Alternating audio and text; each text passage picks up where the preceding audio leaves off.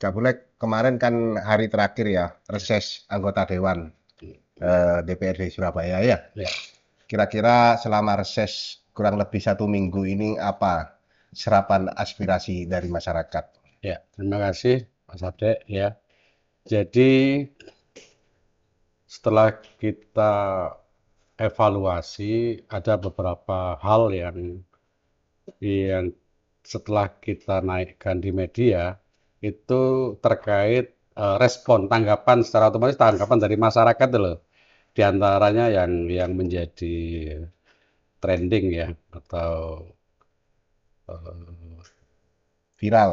viral ya berita itu maksudnya masyarakat itu suka gitu ya. Jadi terkait edukasi, saya mendatangkan waktu itu petugas Dinas Pemadam Kebakaran dan BPBD, sebenarnya juga dari Dinas Pertanian karena dokter hewannya itu hewan apa peliharaan ya. Jadi eh, di daerah Jalan Purwodadi itu ada warga yang tergigit ular ya.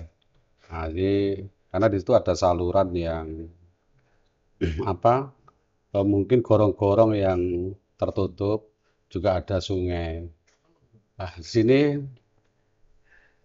ada tangkapan 3 ular besar sepaha itu ya. Terus juga biawak yang lumayan besar, juga 5 ular yang mungkin tanggung gitu ya. Itu justru berbahaya. Dan juga ada beberapa ular besar yang waktu dikontak 112 ini sudah keburu kabur. Berarti kan ini kekhawatiran warga kan seperti itu. Jadi sehingga dalam catatan ini yang perlu menjadi bahan eh, kita untuk menyampaikan perihal ini ke pemerintah kota, ternyata setelah saya tindak lanjuti, rumah sakit yang menerima ini ternyata rumah sakit Dr. Sutomo karena menjangan. Jadi rumah sakit lain dan puskesmas lain ini, puskesmas ini nggak ada serumnya. Jadi kekhawatiran warga ini kan misalkan pasti kalau tidak ada Artinya pemberitahuan, oleh puskesmas ditolak itu. bisa tahu secara otomatis. Nah, sehingga kalau warga itu dalam kepanikan, pastikan ke puskesmas terdekat, rumah sakit terdekat. Ini kan ditolak, menjadi tambah apa ya, panik Panik. ya. Sehingga kalau warga sudah tahu rumah sakit yang menerima kalau digigit ular ya langsung ke Karangmenjangan. Nah, setidaknya ini catatan. Berarti kalau dengan musim banyak kan ular yang ini ya, yang berkeliaran ya kemarin tuh. Eh, jadi rumah sakit ini juga harus menerima pasien seperti itu. Kalau mungkin ini ditangkap sebagai eh, rutin ya atau tempat sarang atau tempat di sana sering ada ular-ular piton, ular sanca, memang katanya tidak berbahaya, tetapi kepanikan ini kan justru orang bisa menjadi sesuatu yang bisa berakibat fatal. Jadi kalau memang area-area ini banyak apa ular atau binatang-binatang, mungkin puskesmas terdekat itu adalah. Nah, ini saran dari ini juga, saran dari warga. Juga saya sampaikan kepada warga masyarakat di waktu reses itu juga saya sisipi karena cara pencegahan, cara menghadapi apa ketemu dengan ular ini diedukasi sehingga sampai ada yang minta alat ya, alat untuk apa eh, menangkap ularnya itu ya sebagai kayak pawang tuh ya ada alat yang ini juga jenis-jenis ularnya itu ini tuh ya saya sampaikan ke warga masyarakat terkait cara untuk supaya ada ular itu bagaimana. Kalau nunggu 112 pun itu saya rasa juga khawatirnya ular itu sudah keburu pergi gitu. Ini yang catatan ini ada poin-poin untuk selalu melihat kondisi saluran di wilayah kita karena ular ini ada di tempat yang lembab. Ini apa lumayan apa namanya sehingga ada masukan di reses itu saya sisiki dengan petugas yang mengedukasi itu. Yang kedua itu waktu saya di Jagalan itu ada pasar, nah ini terkait pasar ya, yang yang sejak 2000 itu sudah tidak ada aktivitasnya sama sekali. Dan pasar itu sebenarnya di kampung, ada pelangnya juga asetnya perusahaan daerah apa Pasar Surya. Ini kan masuk aset. Sebenarnya kalau saya apa, mengevaluasi terkait dengan kita ada di Komisi B, kalau seandainya lokasi ini dikaryakan ya, dengan kalau kita sudah kalau 2025 tahun loh, kalau ini disewakan, ini kan sebenarnya merupakan asetnya ini ya. Atau kalau dibangun, saya yakin mungkin dengan apa yang didapat dari retribusi ini tidak nutut. Itu Perlu, lahan mangkrak berarti. iya perlu adanya mungkin dari apa BUMN atau perusahaan-perusahaan yang ada CSR-nya skala besar ini mungkin bisa dikerjasamakan, bisa membantu atau mungkin di apa ya dikerjasamakan karena eman ada tempat dan itu memang aset dari pasar surya, terus ini tidak dimanfaatkan. Jadi yang dikhawatirkan warga, ada kepastian. Kalau memang ini apa sudah memang tidak fungsi, ini kan apa pilar-pilar cagaknya ini kan sudah banyak yang putus. Ini Itu sudah khawatir. berbentuk bangunan ya, pasar ya. Iya sudah bentuk pasar, masih ada los-losnya itu. Cuma kan sudah nggak fungsi sama sekali, sudah doyong semuanya. Jadi ini catatan ini ya sampaikan langsung berita ini kepada Direktur PD Pasar Surya ini eh, Mas Agus untuk terkait temuan ini. Kalaupun ini sudah tahu, tapi kan bagi kami DPRD ini baru tahu saat ini sehingga apa yang dilakukan langkah pemerintah. Kalau dijadikan fasilitas umum, warga sangat berharap mungkin dibuat gedung atau apa. Setelah disampaikan ke Dirut PD Pasar. Masih Oh, belum ada.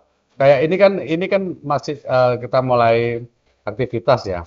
Nah, ini nanti kita rapat-rapat akan coba diskusi terkait kenapa kok sampai 25 tahun ini pasar ini tidak fungsi. Karena saya itu digeret warga juga. Ini yang beberapa poin terkait dengan adanya temuan-temuan waktu reses. Di sisi lain, secara apa umum ya itu usulan fisik ya penerangan jalan umum, saluran, juga paving. Nah, yang paling sering disampaikan ke warga masyarakat itu terkait pendidikan. Jadi warga masyarakat itu berharap sekali ada jaminan sekolah itu sampai perguruan tinggi yang mendapatkan bantuan dari pemerintah kota. Yang paling utama itu yaitu SMA, SMK ini eh, kan banyak yang cuma pemuda tangguh, banyak yang tidak semua ya itu mendapatkan. Nah, ini catatan ini semoga ada perhatian dengan kriteria jangan memberikan program tetapi program itu tidak tersampaikan kepada semuanya. Kalau ya, orang masyarakat Surabaya ya dapat semua yang mendapatkan untuk beasiswa baik pemuda tangguh juga yang lagi mau masuk perguruan tinggi. Ini Capulek. sangat berharap. Capulek. Setiap reses itu saya pikir semua aspirasi yang disampaikan masyarakat itu mirip-mirip. Ya. Ya masalah selokan, masalah kesehatan, masalah pendidikan, Hmm. dan lain-lainnya. Nah itu kan sudah berlangsung bertahun-tahun ya. Ya. Kenapa hingga hari ini persoalan seperti itu tidak kunjung selesai? Ya. Semua itu tergantung dari cara penanganan kita, ya kan? Kalaupun memang ini program yang diberikan, ini mestinya harus merata kepada warga. Kalau memang ada kriteria warga yang tidak mampu, tapi kalau sekolah menengah atas ini pasti sudah beda dengan waktu kita tidak mampu, kita ibaratnya itu mampu tapi masih sekolah SD. Tapi kalau sekolah biayanya besar, nah ini kan perlu perhatian. Untuk gamisnya coba kalau kita juga UMK, tapi anak 3 sekolah, nah ini kan butuh perhatian juga mendapatkan beasiswa. Jadi ada kriteria, baik itu terkait mungkin keluarga miskinnya, dari gamisnya, atau mungkin catatan pragamis, atau yang lain-lain yang mendapatkan prioritas. Jadi jangan sampai niat yang anak-anak ini untuk sekolah, itu akan sirna, cita-citanya itu akan gugur gitu loh. Karena keinginan untuk melanjutkan perguruan tinggi itu juga tidak kesampaian. Kalau anggarannya ya pasti sudah ada ininya sendiri-sendiri kan dari apa OPD terkait kan seperti itu. Ya, Pak Dokter. Tentang barusan yang saya tanyakan, kenapa persoalan-persoalan itu selalu muncul tiap tahun? Ya berarti tidak merata secara otomatis itu karena ada komplain. Kadang gini ya, skala perbandingan ya. Kadang kita ada temuan di dalam pendataan, kita contoh Rutilahu. Informasi yang kita dapat itu seolah-olah bahwa pendataan itu hanya orang-orang dekat yang bisa skala prioritas. Sehingga ada temuan rumah yang lebih jelek, rumah yang lebih apa rusak ya, buruk dari yang diusulkan. Ini kan komplain. Sehingga mereka pasti di saat kita hadir di masyarakat mesti bercerita. Termasuk pendidikan itu tadi. Dia bayar, ini pengambilan ijazah yang nggak bisa ambil. Kalau memang ada kebijakan, mau baik melalui Basnas atau lain-lain, ya pure. Pure bahwa semuanya itu warga masyarakat tidak bisa mengambil ijazah. Dalam kategori bahwa sudah tahunan ini, dia ingin mendapat pekerjaan. Nah ini kan sebenarnya hal seperti itu kan kita berusaha untuk membantu. Masih terdengar. Setelah kita mencoba mengawal melalui kelurahan pun itu juga saya rasa masih belum tersampaikan semuanya. Langkah konkret apa yang akan dilakukan Cak Bulek Ya terkait saya dengan minta data aja per case terkait mereka-mereka itu baik masalah kependudukan yang pindah itu susah, terus masalah beasiswa. Ini per case saya tanya, saya minta datanya. Saya sampaikan. Kalaupun ini bisa berarti yang lain saya rasa bisa kan seperti itu. Oke, makasih Cak Bulek.